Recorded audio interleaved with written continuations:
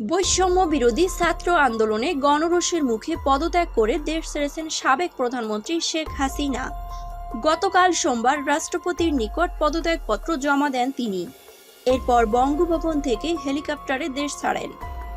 কোটা সংস্কার আন্দোলন দমন করতে বৈষম্য বিরোধী ছাত্র আন্দোলনের ৬ সমন্বয়ককে ঢাকা মহানগর পুলিশের গোয়েন্দা বিভাগের প্রধান মোহাম্মদ হারুন আর রশিদের কার্যালয়ে নেওয়া হয়। ডিবি হেফাজতে থাকা অবস্থায় বিভাগের প্রধান হারুনের নির্দেশে সমন্বয়কদের জোর করে খাবার টেবিলে বসিয়ে ভিডিও করা হয়। সমন্বয়কদের ছেড়ে দেওয়ার আশ্বাস দিয়ে পরিবারকে ডেকে ১৩ ঘন্টা বসিয়ে রাখা হয় এবং আন্দোলন প্রত্যাহারের মিথ্যা ঘোষণা দেওয়া হয় মিডিয়ায়। তাই শেখ হাসিনার পদত্যাগের পর সাবেক ডিবি প্রধান হারুন এখন কোথায় আছেন তা নিয়ে জনমনে প্রশ্ন উঠেছে। জানা গেছে সোমবার দুপুরের দিকে ডিবি হারুন পুলিশ সদর দপ্তরের দেওয়াল টপকে পালিয়ে যান, কিন্তু তিনি কোথায় গেছেন সে বিষয়ে এখনো কিছু জানা যায়নি। পুলিশ সদর দপ্তর থেকে জানা যায়, শেখ হাসিনার দেশ ত্যাগের খবর জানার পর শাহবাগের লোকজনের সংখ্যা বাড়তে থাকে।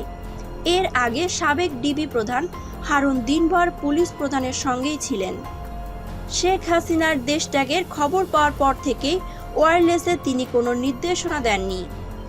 সবশেষ দুপুরে ডিবি হারুন পুলিশ সদর দপ্তর থেকে পালানোর চেষ্টা করেন। পুলিশ সদর দপ্তরের পূর্ব পাশে থাকা সিটি কর্পোরেশনের সীমানা দেয়াল টপকে পালিয়ে যান। পরবর্তীতে ছদ্মবেশ ধরে ডিবি হারুন সিভিল পোশাক ধরে জনসাধারণের বেশে বেরিয়ে যান।